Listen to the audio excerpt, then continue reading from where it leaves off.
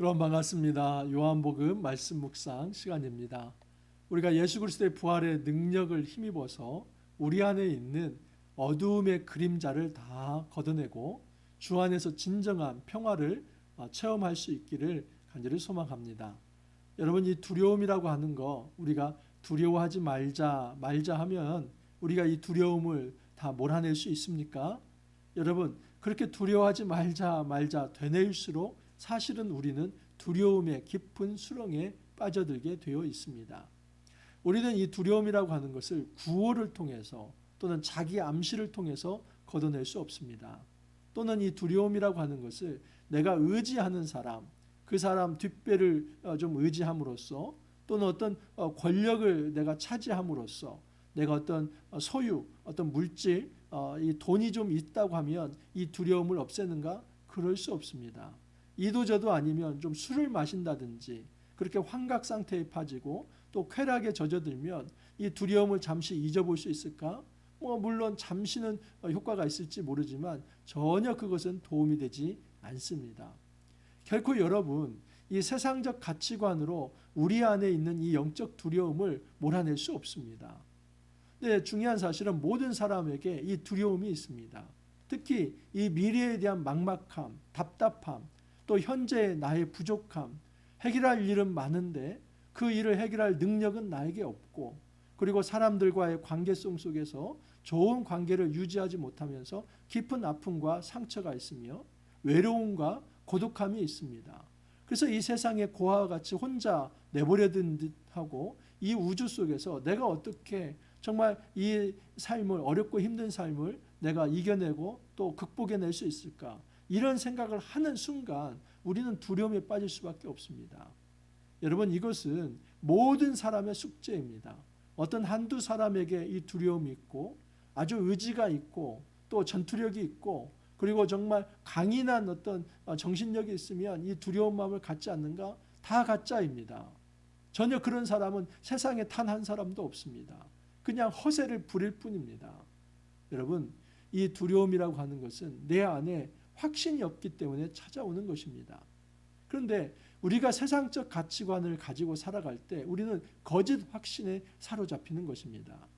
돈이 있으면 내가 좀 두려워하지 않는 것처럼 보이고, 권력이 있으면 내가 좀 떵떵거리는 것처럼 보일 뿐입니다.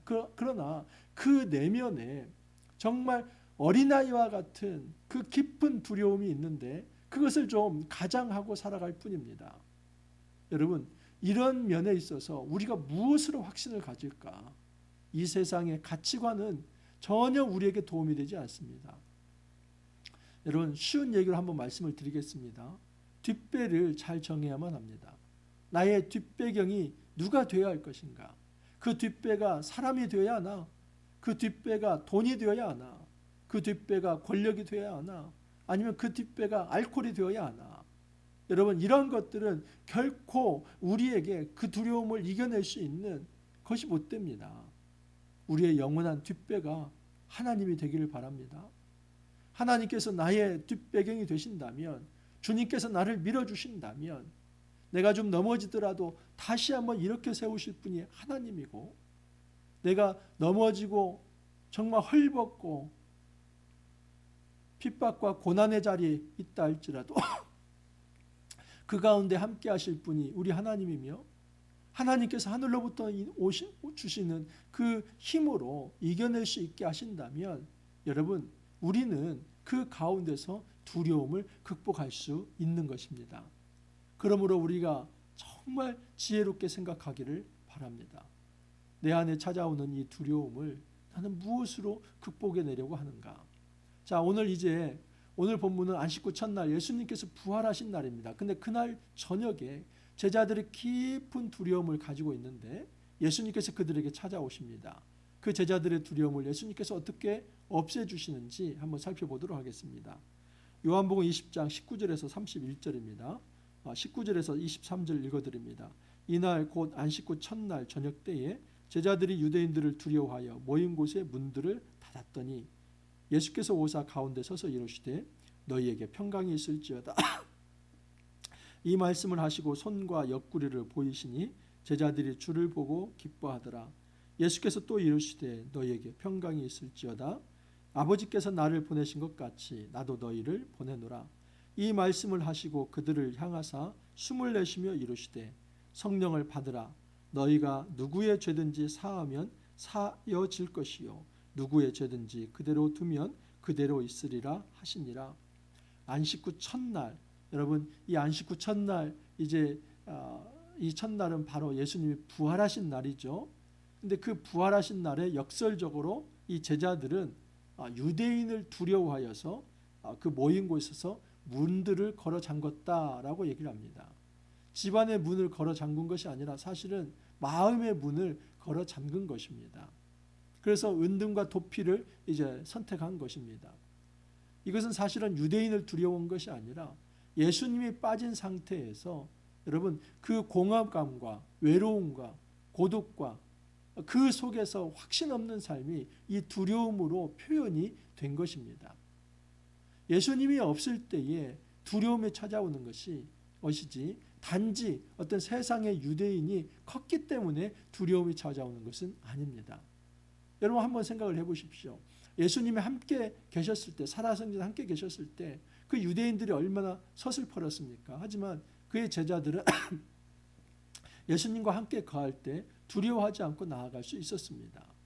하지만 이제 예수님이 사라진 상태에서 예수님을 이제 눈으로 보지 못하는 그런 상태에서 그들에게 깊은 두려움이 찾아오게 된 것입니다. 자, 그때 예수님께서 찾아오셔서 그들과 함께 하십니다. 자, 그런데 좀 관찰사항이 하나 있습니다. 유대인들을 두려워하여 모인 곳에 문들을 닫았더니 예수께서 오사 가운데 서서 이르시되라고 말씀을 합니다. 여러분 모인 곳에 문들을 잠궜다, 닫았다. 그런데 예수님은 그 가운데 서셨다라고 말씀을 합니다. 누군가 이 문을 열어서 예수님을 영접했다 이런 표현이 없습니다. 자, 이런 표현이 또 나타나는데 26절을 보면 여드레, 이 여드레는 안식 후 첫날 후에 이 여드레이기 때문에 그날을 포함한다면 이날 역시도 여러분 바로 안식 후 첫날 안식일이라고 이 주일이라고 볼 수 있습니다. 자, 여드레를 지나서 제자들이 다시 집 안에 있을 때에 도마도 함께 있고 문들이 닫혔는데 예수께서 오사 가운데 서서 이르시되 너희에게 평강이 있을지어다 하시고 똑같은 문양이 반복이 되는 겁니다. 지금 19절에서도 유대인들을 두려워하여 모인 곳에 문들을 잠갔는데 그 가운데 예수님께서 서시고 평강이 있을지어다. 또 다시 그 일주일이 지난 후 안식 후 첫날에 제자들이 두려워하고 있고 또 도마는 믿지 않고 있을 때에 예수님께서 그 잠근 문 안으로 예수님께서 들어오셔서 그곳에서 평강이 있을지어다. 이것은 예수님의 부활체가 우리가 생각하는 우리의 육체적 부활체와 육체적 몸과는 다르다는 것을 알 수 있습니다. 여러분 우리의 육체의 몸은 시간과 공간의 제약을 받습니다. 하지만 이 예수님의 부활체는 이 시간의 제약을 받지 않습니다. 영원히 이제 죽지 않는 몸입니다. 또한은 이 공간의 제약을 받지 않습니다.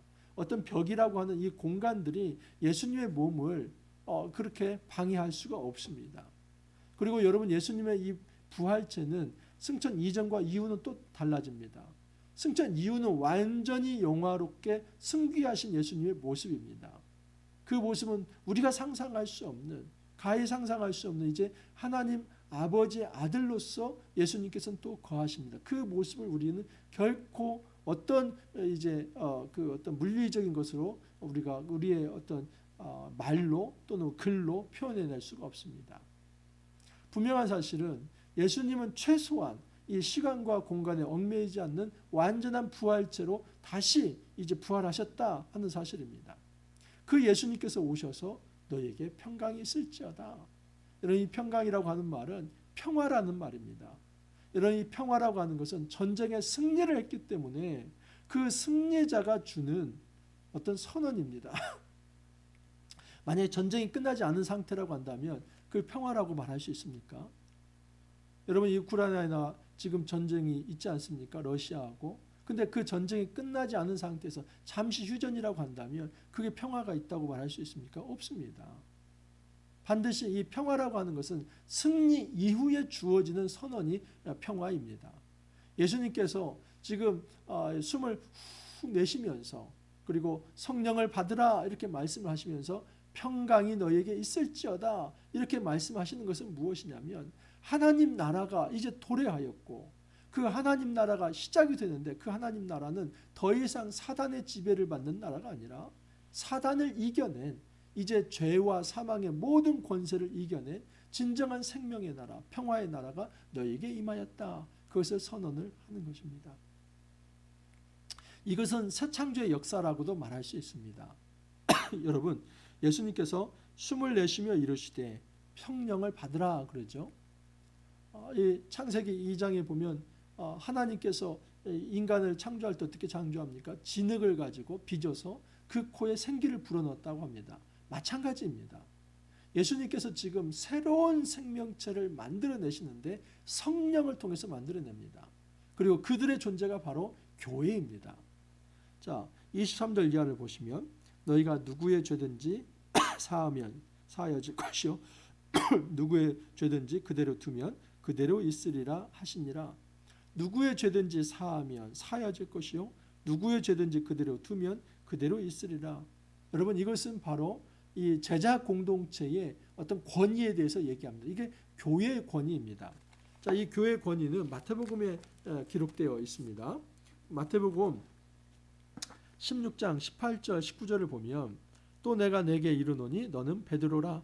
내가 이 반석 위에 내 교회를 세우리니 음부의 권세가 이기지 못하리라. 내가 천국 열쇠를 내게 주리니 내가 땅에서 무엇이든지 매면 하늘에서도 매일 것이요 내가 땅에서 무엇이든지 풀면 하늘에서도 풀리리라 하시고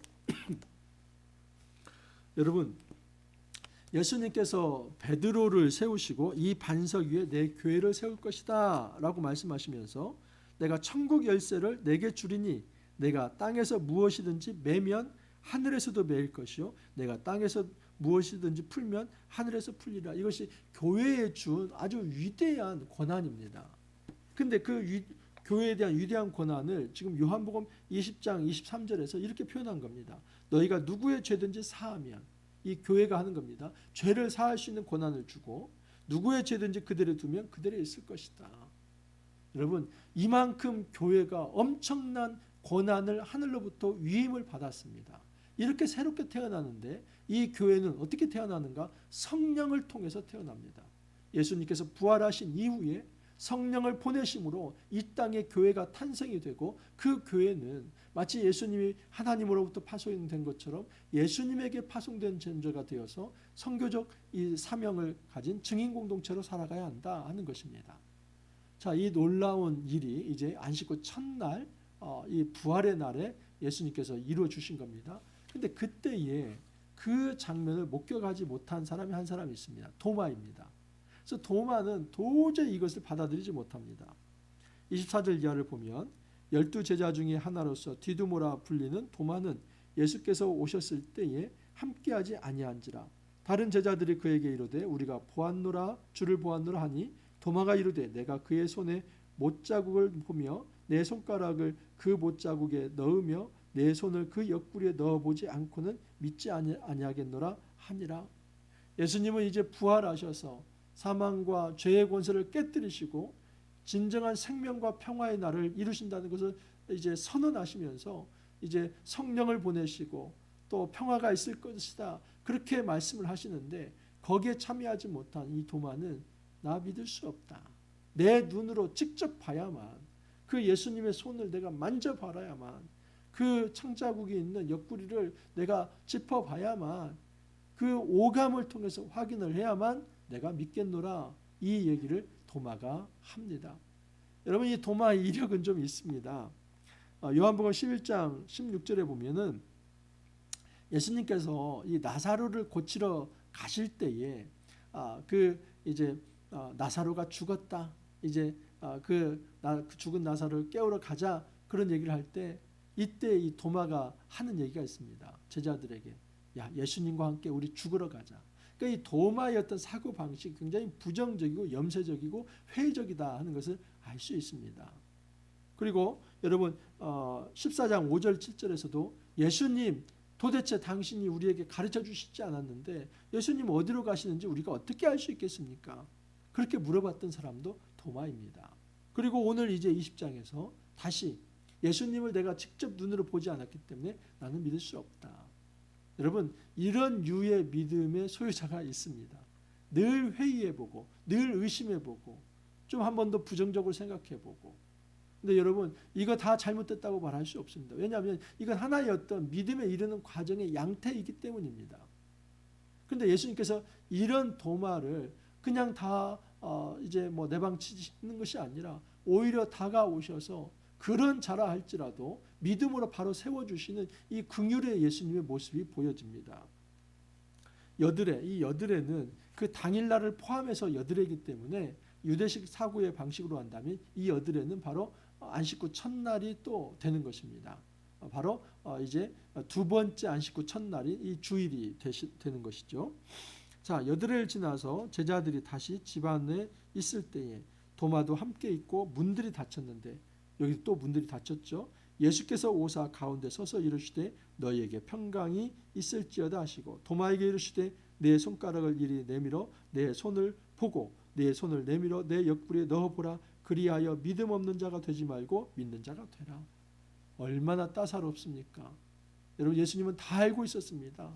도마가, 이 도마의 믿음의 기질이 회의적이고 부정적이고, 그래서 확인을 해야만 알 수 있다는 걸 아시고 그렇게 도마의 눈높이에 내려오셔서 나를 봐라, 내 음성을 들어봐라, 내 손을 만져보고 옆구리를 만져봐라, 그리고 믿음 없지 말고 이제는 믿음을 가져라, 그렇게 말씀을 하십니다. 이것은 꾸중하시는 게 아니라 도마의 눈높이에 내려오셔서 도마의 믿음을 성숙시켜 주시는 겁니다. 28절을 보면 도마가 대답하여 이르되 나의 주님이시요 나의 하나님이시니이다. 여러분, 나의 주라고 하는 것은 그 당시에 황제에게 쓰는 이 칭호입니다. 예수님을 나의 황제입니다, 나의 왕입니다, 그런 얘기를 합니다. 또한 나의 하나님이시라고 합니다. 여러분, 요한복음 1장 1절에 3절에 보면 예수님께서 말씀으로 하나님과 함께 계시고 그 말씀이 곧 하나님이시다라고 선언을 했습니다. 바로 예수님이 하나님이라는 선언을 했는데 그 도마가 그 선언을 확증을 하는 신앙 고백을 합니다. 그렇기 때문에 이 도마의 신앙 고백은 굉장히 중요한 신앙 고백이고 이것을 함부로 평가절하할 수 없습니다. 물론 도마가 그냥 봐야만 믿었던 사람이지만 그까지도 하나님께서 변화시켜서 도마의 입에서 굉장히 위대한 나의 주, 나의 하나님이라는 이 신앙 고백을 하게 하셨습니다. 자, 그래서 예수님께서 이런 말씀을 합니다. 예수께서 이르시되 너는 나를 본고로 믿느냐, 보지 못하고 믿는 자들은 복되도다 하시니라. 여러분, 사실은 도마는 못 본 자였죠. 그리고 제자들의 음성을 들은 자이지 않습니까? 그런데 그가 믿지 못했을 때 예수님 직접 나타나셔서 보고 믿게 하셨습니다. 하지만 여러분, 이 땅의 모든 99%의 이상의 사람들은 다 도마입니다. 저 역시도 마찬가지입니다. 여러분, 우리가 예수님을 직접 목격한 게 아니라 사실은 들음을 통해서 예수님이 어떤 분인가 하는 것을 소개받은 것입니다. 바로 성경 말씀이라고 하는 것은 우리가 그 예수님에 대해서 듣는 것입니다. 설교를 통해서 또는 묵상을 하면서 성령의 음성을 통해서 예수님이 어떤 분이신지를 듣는 것입니다. 근데 예수님께서 말씀하시는 건 뭐냐면 직접 보지 않고도 이 들음으로 믿을 수 있는 사람이 있다면 그 사람이 더 복되다라고 말씀을 합니다. 여러분, 우리가 이 땅에서 예수님을 체험할 수 있습니다. 어떻게 체험할 수 있습니까? 날마다 말씀을 묵상한다면 그 묵상하는 그 시간에 예수님께서 살아계셔서 우리 안에 역사하시고 말씀으로 임재하십니다. 그 말씀을 읽어갈 때에 여러분, 성령께서 역사하셔서 이 예수에 관한 이 글들과 말들이 단지 2000년 전에 그 역사책이 아니라 이 시간에 살아계신, 지금 마찬가지입니다. 그 제자 공동체에 와서 평강을 주노라 하신 그 예수님이 우리가 이것을 믿는 순간 우리 안에 오셔서 우리에게도 평강을 주시는 분으로 인격적으로 살아계셔 역사하신다는 사실입니다. 이렇게 우리는 날마다 예수님을 체험할 수 있는 것입니다. 결코 기독교는 어떤 철학적 사상을 추구하는 종교가 아니라 이처럼 말씀 속에서 실제적으로 예수님을 체험하는 것입니다. 가장 건강한 신앙은 말씀을 묵상하면서 성령의 역사를 통해 예수님을 직접 체험하는 것입니다. 이것이 부활의 주를 오늘날 우리가 체험하는 방식입니다. 말씀이 아니면 예수님을 체험할 수 없습니다. 말씀을 들어야만 예수님을 체험할 수 있습니다. 이것이 바로 도마 이후에 모든 백성들이 사실은 가지고 있는 신앙의 양태다라고 말할 수 있습니다. 그러므로 우리는 도마를 함부로 욕할 수 없죠. 왜냐하면 우리의 선배이기 때문입니다. 우리도 그런 믿음이 없었던 자이고 우리도 들음으로써 예수님을 아는 자이기 때문에 우리는 정말 예수님께서 성령을 통해서 예수님이 어떤 분인가를 느끼게 하고 또 받아들이게 할 때 믿음으로 아멘하고 그 예수님을 영접하고 받아들여야만 합니다. 자, 성경의 기록 목적이 나타나 있습니다. 예수께서 제자들 앞에서 이 책에 기록되지 아니한 다른 표적도 많이 행하셨으나 오직 이것을 기록함은 너희로 예수께서 하나님의 아들 그리스도이심을 믿게 하려 함이요 너희로 믿고 그 이름을 힘입어 생명을 얻게 하려 함이니라. 요한복음 2장에서 12장에 어떤 표적이 나와 있었습니까? 가나 혼인잔치에서 물로 포도주를 바꾸는 사건, 또 왕의 신하의 아들을 고치는 표적이 있었지요.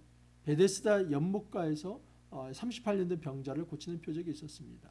오병이어를 가지고 5천 명을 먹이는 표적이 있었고, 또 시각 장애인을 고치는 표적이 있었고, 마지막에 이제 나사로를 다시 살리는 표적이 있었습니다. 이 6가지 표적입니다. 근데 이 요한복음 저자가 말하는 건 뭐냐면 이 외에도 엄청나게 많은 표적이 있었다. 그 중에 일부를 선별을 해서 말을 했고 이것은 지금 한 가지 목적을 가지고 있다는 겁니다. 그것은 예수님이 하나님의 아들로 이 땅에 오셨고 그 하나님의 아들인 예수님을 믿는 자들에게 영생이 있다는 것을 가르쳐주기 위해서 이 표적을 기록했다라고 말씀을 합니다. 여러분 이렇게 해서 이제 요한복음이 정리되어 갑니다. 이 내일과 모레 이제 이틀 더 하면 요한복음 21장을 해서 완전히 정리할 텐데 여러분 중요한 것은 이 요한복음 바로 이 부활을 위해서 온 겁니다. 사실은 이 부활을 통해서 예수님이 하나님의 아들이심을 드러내 보이신 거고 이 부활 사건을 통해서 우리 안에 예수님을 믿을 때 진정한 우리도 그 영원한 생명에 동참할 수 있다라고 말씀을 한 겁니다. 예수님이 만약에 부활하시지 않았다면 어떻게 우리에게 생명을 주실 수 있습니까? 죽은 자가 어떻게 생명을 줍니까? 그럴 수 없죠. 그러나 예수님은 그 죽음을 극복하고 이겨내신 분이기 때문에 이제는 사망을 초월하는 사망에 구애받지 않는 진정한 영원한 생명을 주신다 하는 사실입니다. 우리 안에 있는 두려움을 어떻게 우리가 이겨낼 수 있습니까? 여러분 우리의 힘으로는 이겨낼 수 없습니다. 내가 자기 암시를 가지고 나 두려워하지 않으면 되지 나는 두려워하지 않아 절대 그런 자기 암시를 통해서 우리가 결코 두려움의 문제를 해결할 수 없습니다. 세상의 가짜 뒷배들을 의지한다고 해서 우리가 두려움을 해결할 수 없습니다. 어떤 사람 또는 돈, 권력 여러분 이런 가짜 뒷배를 너무 의지하지 마십시오. 그거 사라지면 우리 영혼도 다 사라집니다. 우리가 정말 우리가 붙들어야 할 뒷배가 하나 있습니다. 그것은 하나님이고 예수님이고 성령님입니다. 부활하신 예수님을 우리가 만날 때에 그 살아계신 예수님과 동행하는 확신이 있을 때에 우리는 이 두려움의 문제를 해결할 수 있고 이 두려움의 문제를 해결해야만 우리는 미래를 향해서 한 걸음 나아갈 수 있고 이제는 그 문을 걸어 잠그지 않아도 됩니다. 여러분 세상 사람들 앞에 담대히 나아가서 복음을 전할 수 있습니다. 우리가 더 이상 이 두려움에 매여 있지 않기를 바랍니다. 두려움에 매여 살지 않기를 바랍니다. 이제는 죄와 사망의 권세를 이겨내며 오직 성령의 충만함을 입어서 이 예수 그리스도와 동행하면서 이제는 담대하게 확신 있게 복음을 드러내고 또 하나님 나라를 증언하는 그런 거룩한 증인의 삶을 함께 살아갈 수 있기를 간절히 소망합니다. 기도합니다. 주님, 예수 그리스도가 우리 안에 없을 때에 우리는 영적 외로움과 고독감에 빠져서 쉽게 이 두려움의 수렁에 빠져들 수밖에 없다는 것을 알게 되었습니다. 주님, 우리 삶에 있어서 함부로 정말 우리가 예수 없이 두려움에 빠져들지 않게 하여 주옵소서. 우리 삶에 진정한 예수님께서 내 삶의 생명의 근원이시며 또 승리의 근원이시다는 것을 확신하면서 주 안에서 이 모든 두려움의 문제를 이겨낼 수 있도록 주님 복을 허락하여 주옵소서. 부활하신 예수님을 통해서 오직 성령 충만함을 통해서 우리 삶에 하늘 평화 가득할 수 있도록 은혜를 더하여 주옵소서. 감사하고 예수님 이름으로 기도하옵나이다. 아멘. 여러분 요한복음 이제 내일 모레 이틀 하면 마칩니다. 우리 유종의 미를 잘 거둘 수 있기를 바랍니다. 그리고 저는 이제 좀 잠시 쉬었다가 5월 달에 사무엘상으로 또 찾아뵐 것입니다. 아직 안 끝났습니다. 내일과 모레 요한복음 마지막까지 함께 할 수 있기를 바랍니다. 감사합니다.